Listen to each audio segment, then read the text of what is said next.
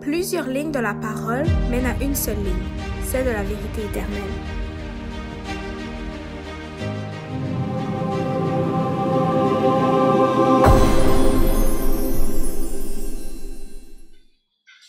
OK. Donc, bonjour à tous et à chacun. Bonjour. À ceux qui sont avec nous sur Zoom, sur YouTube et en personne. On espère que vous allez bien en cette journée de sabbat. Et pour ceux que le sabbat est terminé, donc bonne semaine à vous. Donc aujourd'hui, nous allons voir le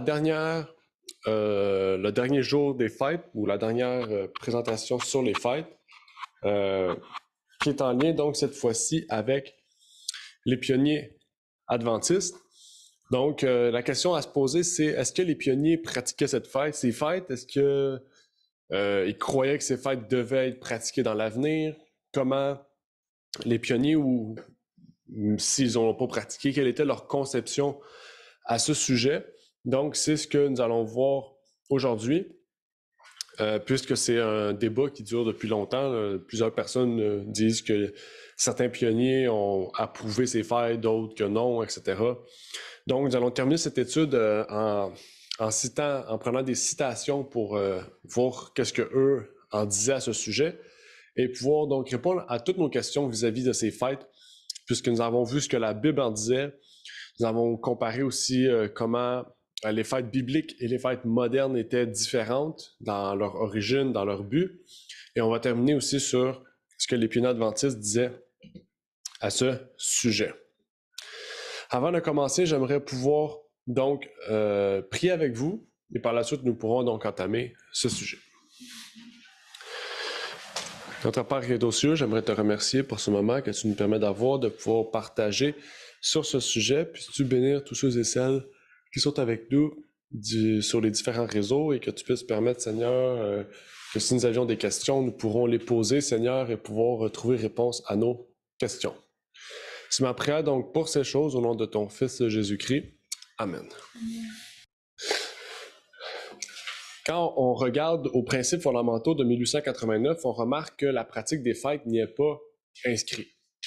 Ce qui pourrait nous amener déjà à une conclusion rapide sur la position selon laquelle les pionniers auraient approuvé ou nous poussé vers ce but ultime, à savoir des pratiques des fêtes.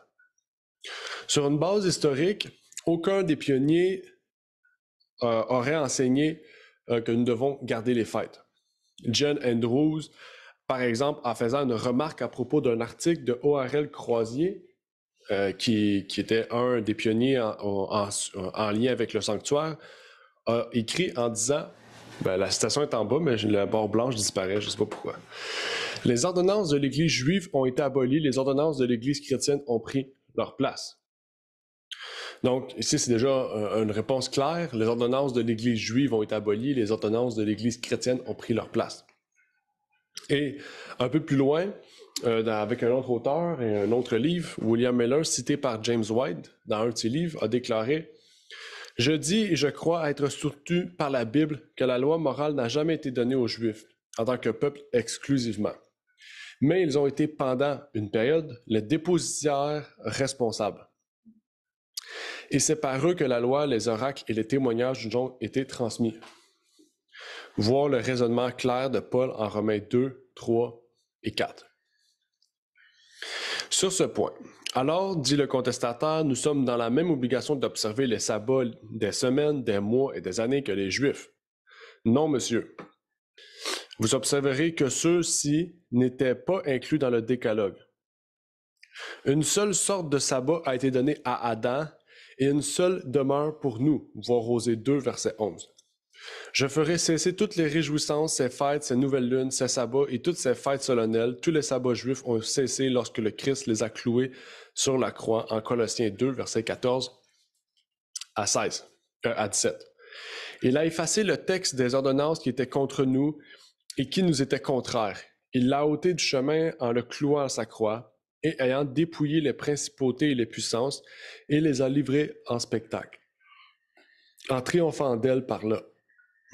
Que personne ne vous juge donc sur ce qui concerne les viandes ou les boissons, ou ce qui concerne un jour saint, ou la nouvelle lune, ou les jours de sabbat, qui sont un nombre de choses à venir, mais le corps est de Christ.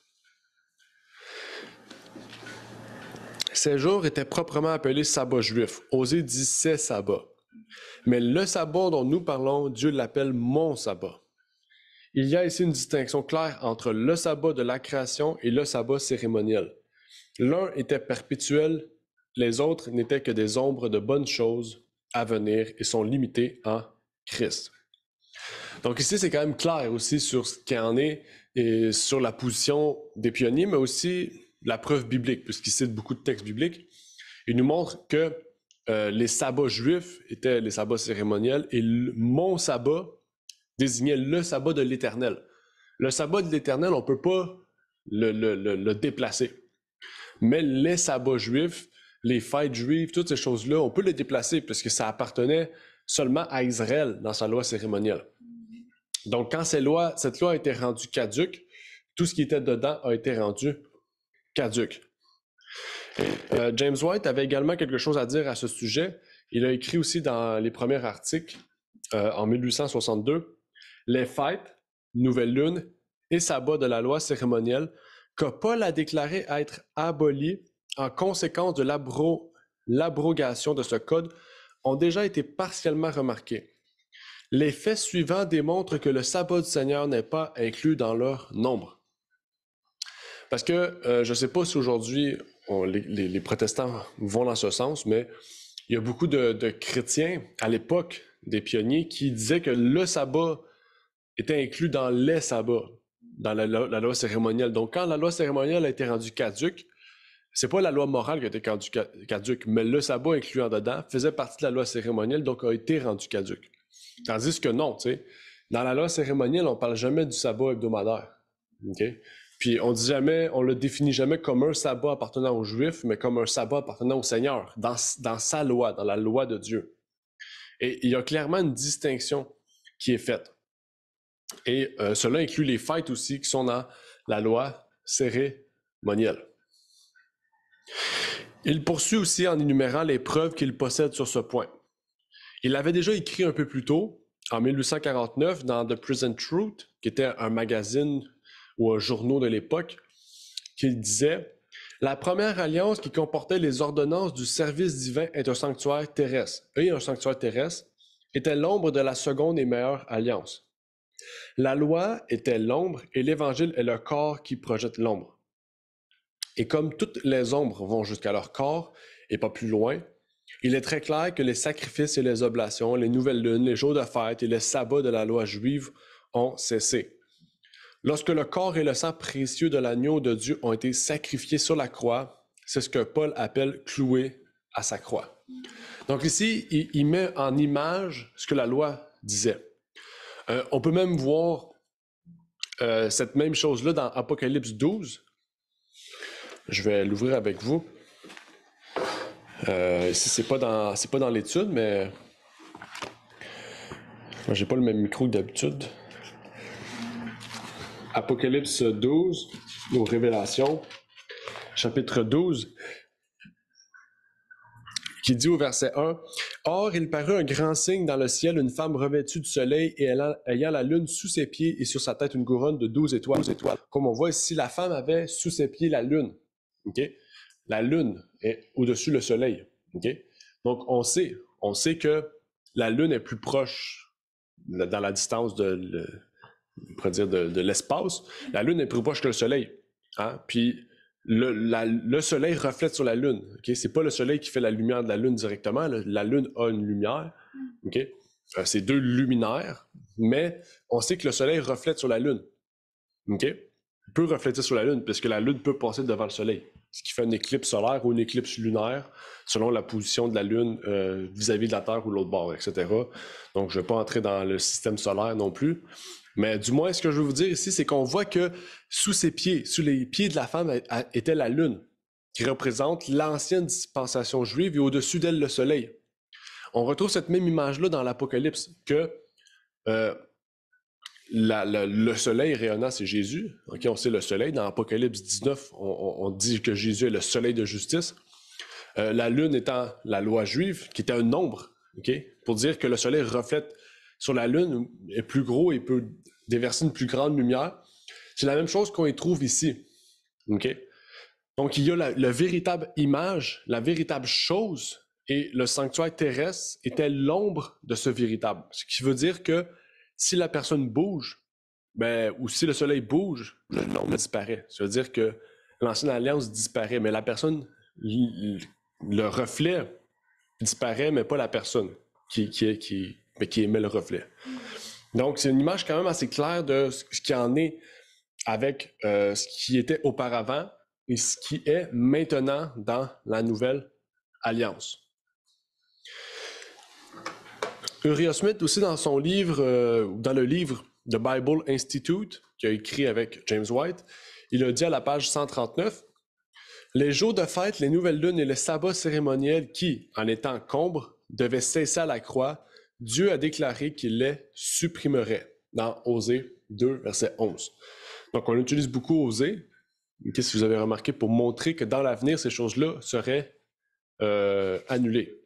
Ça allait cesser. On trouvera ici intéressante aussi une référence aux Vaudois dans la prochaine citation.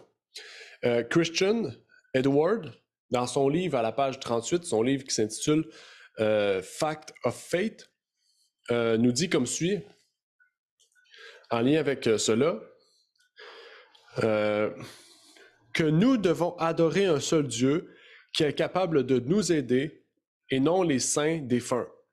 Que nous devons sanctifier le jour du sabbat, mais qu'il n'y avait aucune nécessité d'observer d'autres fêtes. Donc, ici, ce qui est intéressant, c'est qu'il nous exprime. Il y a un seul Dieu, on ne doit pas adorer les saints, il dit, il y a un seul sabbat, mais il n'y a pas d'autres fêtes. Okay? Il n'y a pas d'autre jour, en fait, que le sabbat de l'Éternel. Okay? De la même manière qu'il y a un seul Dieu, il n'y a pas d'autre Dieu. De la même manière qu'il y a un seul sabbat, il n'y a pas d'autre sabbat, il n'y a pas d'autres fêtes ou d'autres choses que Dieu a mis à part spécialement et qu'on doit faire. Dans cette deuxième partie, puisqu'on a vu aussi le point que les pionniers disaient à ce sujet, il y a des déclarations de James et Ellen White sur la fête des tabernacles. C'est une citation qu'on cite pratiquement souvent, disant, vu qu'ils ont fait référence à cette fête, puis on dit que maintenant il faut les faire parce qu'eux la citent. Okay?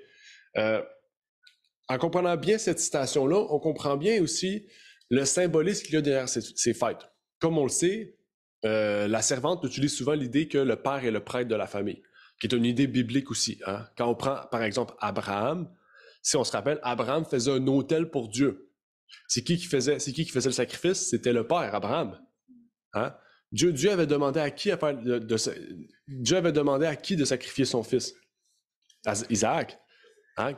Il avait demandé à qui? À la femme d'Abraham ou à Abraham? À Abraham. Il avait dit à Abraham, va sacrifier ton fils. Pourquoi? Parce qu'il est le prêtre de la maison.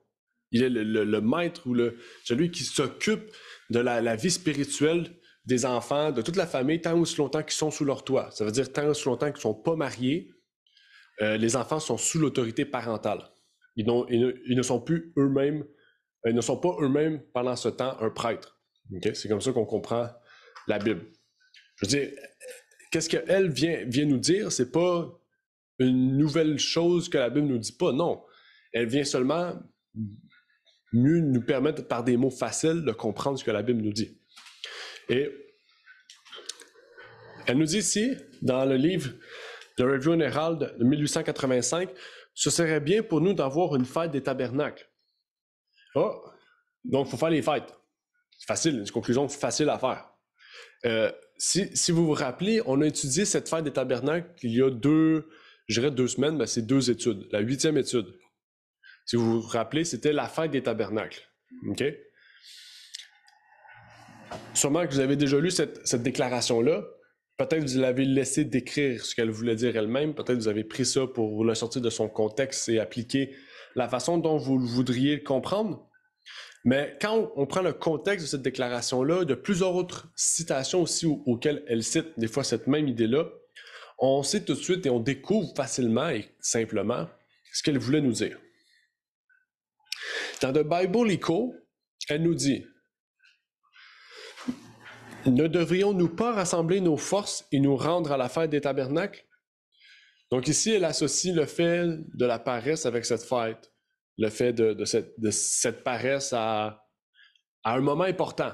Donc, qu'est-ce qu'on comprend bien, c'est que pour elle, la fête des tabernacles, c'est un moment important. OK? Il faut savoir que The Bible Echo, c'était une publication australienne des années 80 et 90, plus particulièrement à Melbourne, où Ellen White a été pendant plusieurs années pour différentes raisons de problèmes aux États-Unis. Cela peut nous montrer aussi un besoin spécial en Australie. Mais qu'est-ce qu'il y avait de spécial en Australie pour qu'elle puisse marquer cette fête et montrer, peut-être révéler le caractère sacré de l'événement qui allait avoir lieu, peut-être en lien avec cette fête, s'ils pratiquaient cette fête. Si on reprend le contexte, si on reprend le contexte de cette citation, en parlant de cette fête, on peut voir ici clairement ce qu'elle voulait nous dire.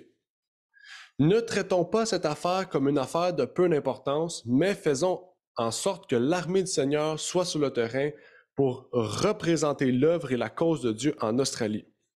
Que personne ne plaide une cause à un tel moment. L'une des raisons pour lesquelles nous avons décidé que la réunion de camp se tiendra à Melbourne, c'est que nous souhaitons que les gens de cette région se familiarisent avec nos doctrines et notre œuvre. D'où la raison, comme je vous ai dit, je ne l'ai pas dit, mais là je vous le dis, d'où la raison de faire des camp meetings, de faire des séminaires, de faire des événements dans les villes et non pas à l'extérieur des villes.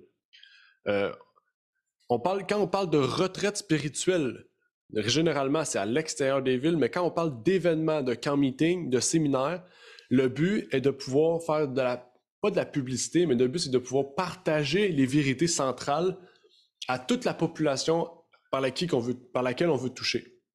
Et c'est la raison pour laquelle les églises aussi sont appelées les avant-postes des villes.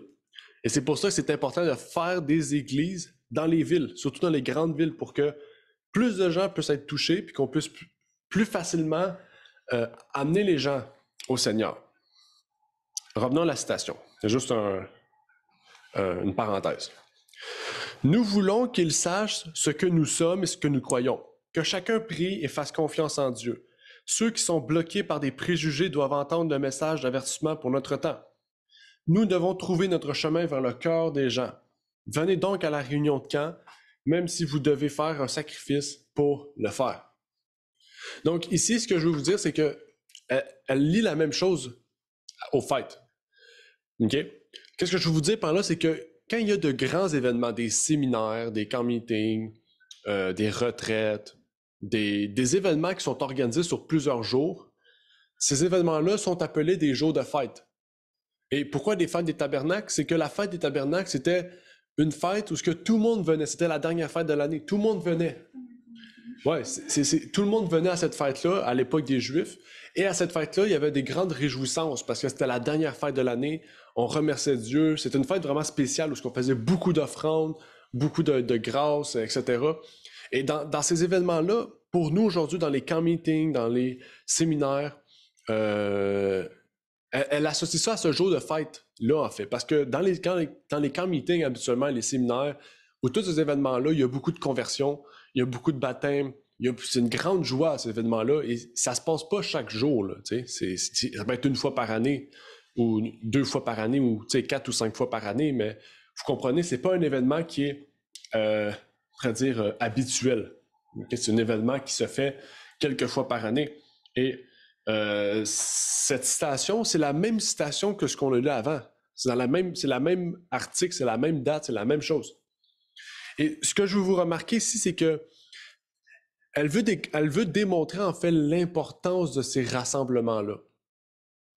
Et c'est la même chose que je veux vous emmener aujourd'hui aussi, c'est que comme les fêtes au temps des Hébreux, c'était des moments solennels, Dieu nous invite à voir le sabbat, à voir les camp meetings, à voir les séminaires, à voir les événements que l'Église organise comme des jours de fête, comme des jours d'importance par votre présence, votre participation. Et peut-être ici, je vous fais un clin d'œil, mais le 23 décembre, on a un événement organisé par l'Église, donc et non pas par le ministère, mais organisé par l'Église ASJH. Si vous voulez participer, c'est gratuit de participer, vous pouvez vous donner, comme on l'a dit tout à l'heure, aller appeler à Ravenant ou la texter pour savoir qu'est-ce que je peux faire, qu'est-ce que je peux apporter. Vous pouvez, tout le monde peut participer, puis on vous invite d'inviter des gens, de vouloir venir. Le but, c'est ça, c'est de faire des événements dans les villes pour permettre aux gens de connaître le message, et même on va aller faire sûrement quelques jours, si on va visiter la salle ou préparer, je sais pas, on va aller sûrement faire un tour de quartier pour aller distribuer certaines invitations pour que les gens du quartier puissent vraiment savoir qu'il y a un événement spécial cette journée-là. Et comme on voit, c'est qu'elle utilise la fête des tabernacles comme une expression figurative pour la réunion des camps, comme un moment de réjouissance, un moment où ils pouvaient se réunir, étudier la parole de Dieu et apprendre. À une autre occasion, elle a dit « Alors votre vie sera désormais une fête des tabernacles continuelle, une offrande de remerciement continuel. » Donc, c'est quoi la fête des tabernacles? C'est une offrande de remerciement. Elle associe tabernacle avec offrande de remerciement. Pourquoi? Parce qu'à la fête des tabernacles, qu'est-ce qu'on faisait? Des offrandes de remerciement. C'est simple à comprendre. Pourquoi maintenant c'est simple? C'est parce qu'on sait ce que la fête des tabernacles représentait.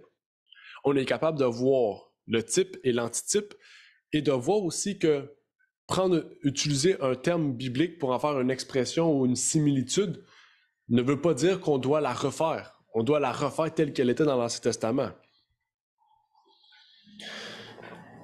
James White a également écrit quelque chose que nous devons remarquer en utilisant l'expression « fête des tabernacles ». Il a écrit au sujet d'une réunion de camp qui se tenait à Melbourne, au Kansas, aux États-Unis.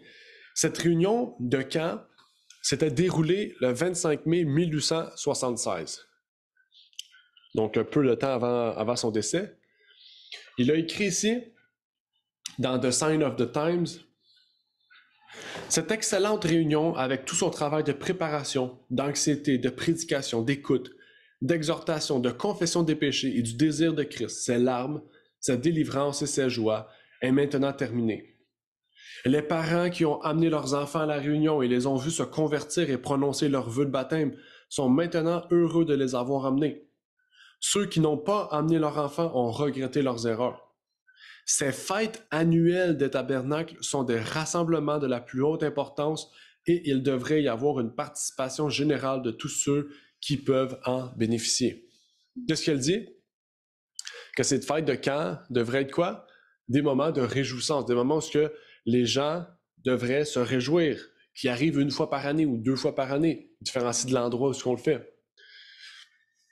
Bien sûr, à l'époque, il faut savoir que eux, leur camp meeting, c'était des tentes.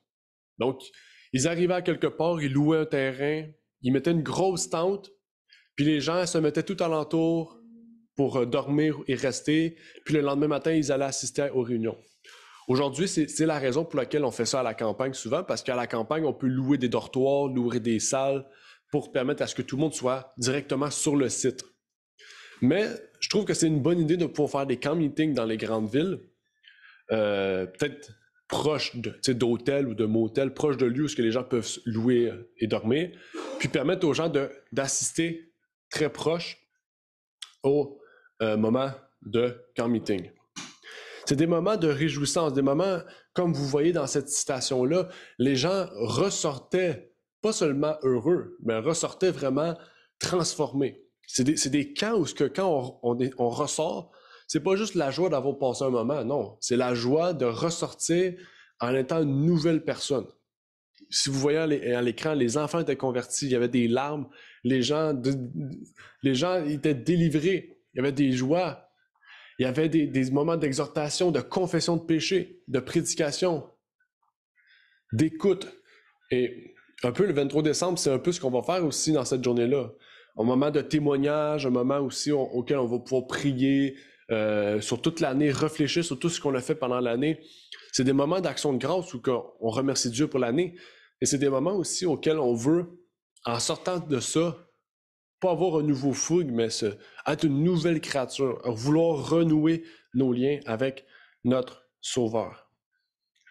Ceci a été publié le 8 juin 1976. Mais ici, James White faisait référence à l'événement qui était un peu plus tôt, le 25 mai, si vous vous rappelez, de la même année.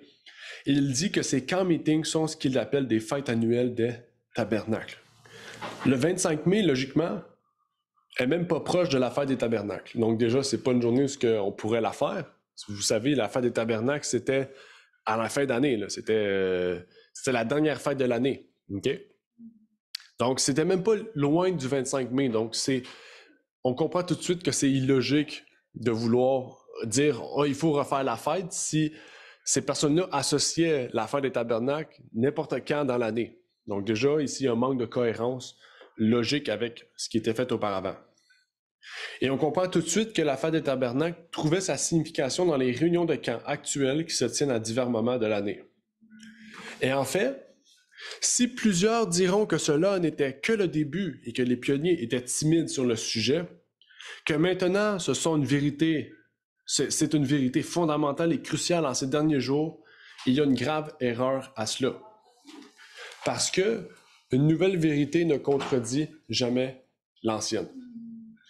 Une telle position soulève des questions très sérieuses et des doutes quant au fondement que Dieu a posé au début de notre travail d'édition, le travail de l'œuvre.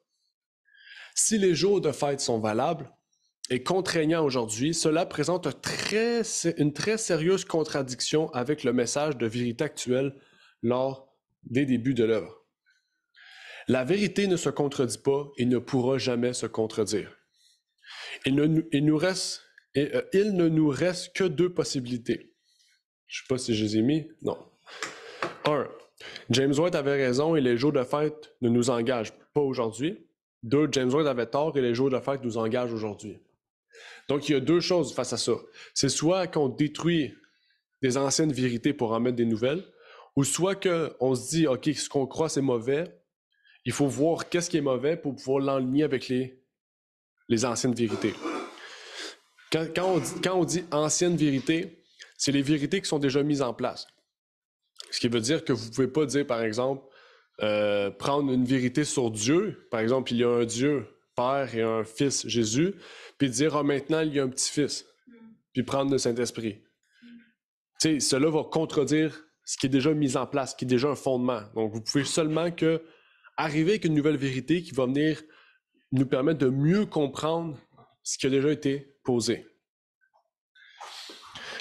Et ce qui est intéressant, c'est que la plume de l'inspiration par la servante nous éclaire facilement sur la question. Nous n'avons pas à douter de la direction de Dieu dans notre histoire passée, ni à remettre en question les enseignements qu'il a établis dès la fondation du monde et dès la fondation de l'Église. Et on nous dit ici, la vérité est la même depuis toujours, et pas une épingle ou un pilier ne peut être déplacé du fondement de la vérité. Ce que l'on a cherché dans la parole en 1844, 45 et 46 reste la vérité dans tous ses aspects. Ce qui veut dire que ce qui était la vérité en 44 est la vérité en 2023. Ça n'a pas changé, parce que la Bible ne change pas. La vérité ne change pas. La vérité ne peut qu'être mieux comprise, mieux intégrée dans notre vie et mieux élargie, mais ne peut pas être dénigrante ou c'est différent que maintenant. La vérité, en fait, n'est pas progressive, ce que beaucoup d'églises essaient de nous faire comprendre. Ce qui était la vérité au commencement est la vérité maintenant. Bien que des vérités nouvelles et importantes, appropriées aux générations suivantes, aient été ouvertes à la compréhension, les révélations actuelles ne contredisent pas celles du passé. Chaque nouvelle vérité comprise ne fait que rendre plus significative l'ancienne. Exactement. Les nouvelles vérités ne font que rendre plus significative ce qui a déjà été posé. Chaque nouvelle vérité comprise sert à rendre plus profondément les anciennes et ne viennent pas les détruire ou les oublier. La parole du Seigneur a guidé nos pas depuis le moment où le temps s'est écoulé en 1844. Nous avons sondé les Écritures. Nous avons construit solidement. Et nous n'avons pas eu à arracher nos fondements et à mettre de nouvelles charpentes. On ne peut pas mettre une fondation, puis 10 ans après, retirer tout ce qui a été mis pour en construire de nouvelles. On ne peut que continuer à construire sur le fondement pour faire un deuxième, un troisième, un quatrième étage ou tout ce qu'il faut, ce qui nous permettra de renforcer le fondement. Et c'est ce qu'on va voir bientôt après cette série d'études. Nous allons étudier les 7 piliers. Donc, les 7 piliers sont le fondement qu'on ne peut détruire encore aujourd'hui. La vérité qui a fondé non seulement l'Église, mais qui est le fondement biblique de la parole de Dieu. Elle nous dit encore ici dans The Counsel to Writer and Editor, lorsque la puissance de Dieu témoigne de ce qui est la vérité, cette vérité doit rester à jamais la vérité. Aucune supposition postérieure, contraire à la lumière que Dieu a donnée, ne doit être admise. Des hommes se présenteront avec des interprétations de l'Écriture qui sont pour eux la vérité, mais qui ne sont pas la vérité. La vérité pour ce temps, Dieu nous l'a donnée comme fondement de notre foi. Il nous a lui-même enseigné ce qu'est la vérité. L'un s'élèvera et un autre encore avec une nouvelle lumière qui contredit la lumière que Dieu a donnée pour la démonstration de par la démonstration de son Saint-Esprit. Donc, ce qu'on comprend ici, c'est que la théorie des fêtes, le fait qu'il faut observer les fêtes, comme l'Église du Dieu vivant annonce ou d'autres églises, même parmi le monde adventiste, en fait, c'est une lumière qui est contraire à ce que Dieu a donné par son esprit aux pionniers et aux apôtres aussi, parce que les apôtres n'ont pas observé les fêtes non plus, donc même les apôtres ne l'ont pas fait. En fait, ce qu'on comprend ici, c'est que ces citations sont trop claires pour être commentées, trop directes pour pouvoir vouloir en faire une autre compréhension. Rien ne permet de penser que James White ou Ellen White ou tous les autres pionniers aient changé de position sur les jours de fête et les sabbats annuels. En fait, en tant que chef de famille, on parle de James White, sa position était sans doute représentative de l'ensemble de son foyer aussi. Non seulement c'était la position de la famille White, mais c'était en fait la position et la compréhension de toute l'Église à l'époque. Et elle a été démontrée publiquement comme de façon personnelle. Et ça l'a été en fait pendant de nombreuses années et même encore aujourd'hui. Après tout, aucun des pionniers n'a jugé sage ou prudent de s'écarter du fondement que Dieu avait posé au début de notre travail d'œuvre. Est-ce que Dieu nous invite aujourd'hui à s'écarter du fondement de notre foi? Je ne crois pas. L'observation des fêtes n'a jamais été destinée à faire partie de la plateforme de vérité éternelle sur laquelle Dieu a établi le mouvement adventiste de l'époque et qui le continue aujourd'hui dans celle de l'historique. Donc, que Dieu vous bénisse. Je ne sais pas s'il y a des questions ou des interventions sur toutes les fêtes, parce que là, on a terminé la série d'études. Ça sera la dernière présentation sur les fêtes. Je ne sais pas s'il y a des interventions, des questions sur ce qui a été dit. OK. Donc, on va terminer par une courte prière. Merci à ceux et celles qui sont venus, soit en personne, soit sur Zoom, soit sur YouTube. Donc, possiblement, soit en décembre ou en janvier, nous allons commencer notre nouvelle série d'études qui s'appelle « Les 7 piliers ». Donc, qu'est-ce que c'est? On va déjà commencer par une introduction, à savoir ce que la Bible dit sur les 7 piliers, d'où que ça vient, qu'est-ce que ça veut dire et tout. Et par la suite, on pourra entamer donc avec divers sujets pour arriver avec les 7 piliers, le fondement de l'Église. Donc, que Dieu vous bénisse. Prions.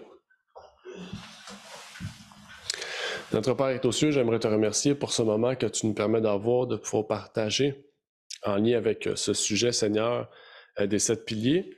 Puisses-tu bénir tous ceux et celles qui étaient avec nous en cette journée, qui ont pu écouter aussi toute cette série d'études, Seigneur, qui a duré plus longtemps que prévu. Mais par ta grâce, nous avons pu le terminer, Seigneur. Que tu puisses bénir aussi ceux et celles qui sont sur YouTube, peut-être que nous ne connaissons pas puisque nous ne les voyons pas, Seigneur. Que tu puisses les bénir et leur permettre aussi de mieux comprendre par ces 10 études, Seigneur, le sujet des fêtes et que tu puisses leur révéler la vérité, Seigneur, en lien avec ces fêtes et en lien avec la fin des temps, Seigneur, puisque la fin arrive bientôt et nous devons suivre ta vérité et non pas des théories, Seigneur.